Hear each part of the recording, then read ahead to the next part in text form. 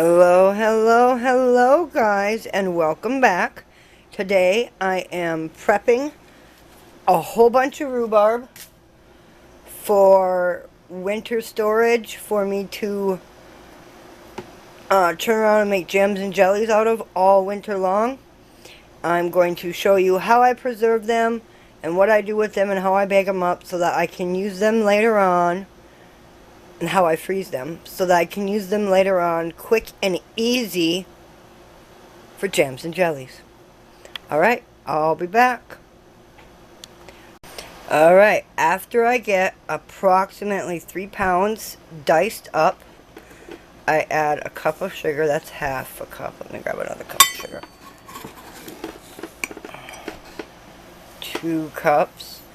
And then the most important part, because my father always taught me, if it's something sweet, you always add a pinch of salt, especially when you're doing this fruit sugar creating its own juices. And then I'll just stir it all up and chop up and add another 3 pounds. And then after I get all of my stuff chopped up and all the sugar added,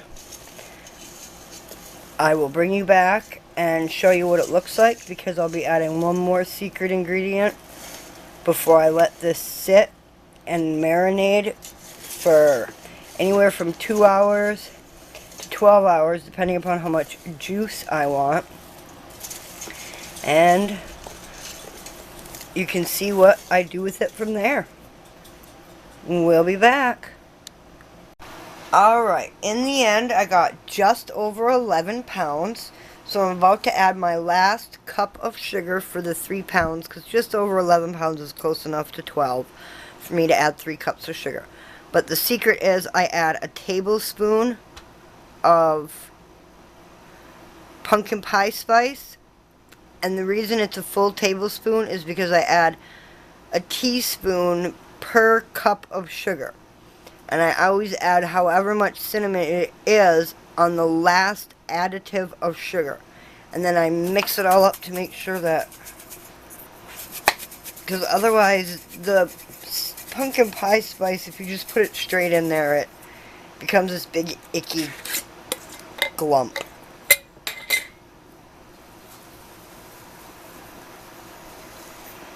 Now it has taken me about 45 minutes to get all this cut up, and in just the 45 minutes alone, let's see if I can move this to the side and get you a good view.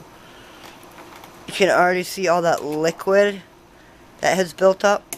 It will create a lot of its own. This happens to be a high liquid content batch, so I'm only going to let this sit and steep for 2 hours now that I'm done. And when I say steep, I mean you set it off to the side and let it all get more juicy. It'll create a really nice thick liquid. And then I will be back and I will show you what we will do from there to break it down and store it for later usage for jams and jellies. Alright guys, there we go. It's been 2 hours. This has sat and gotten all nice and very, very liquidy.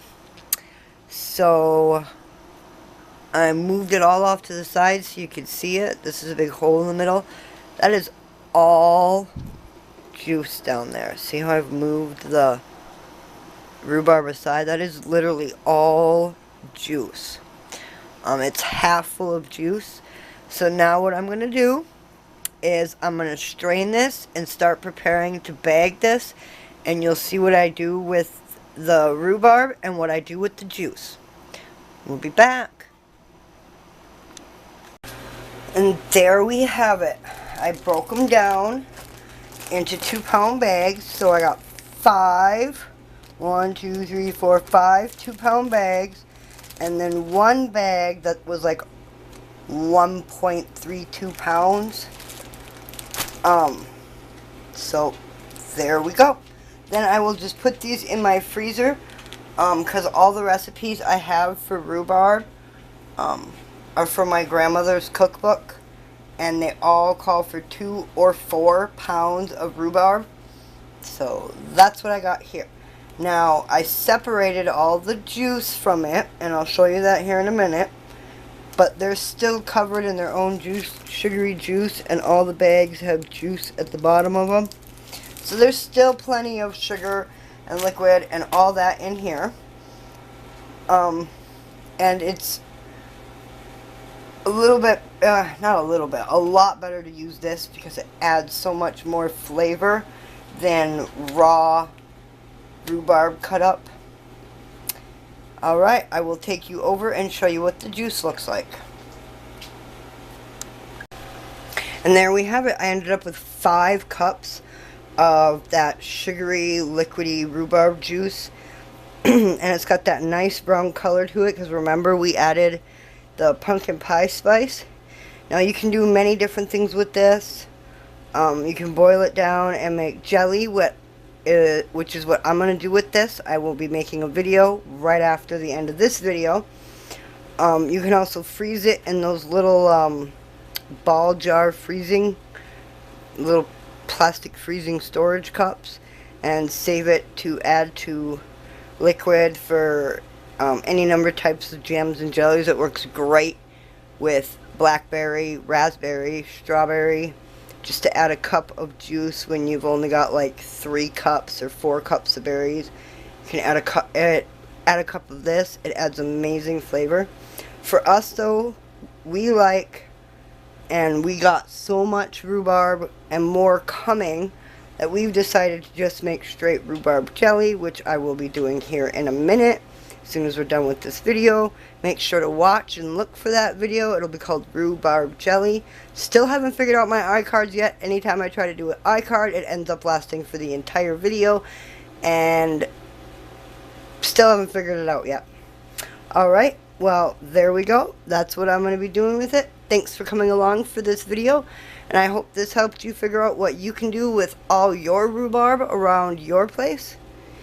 If you like this video, leave me a thumbs up, leave a comment down below. Let me know other things you'd like to see me do and other things you'd like to see me make.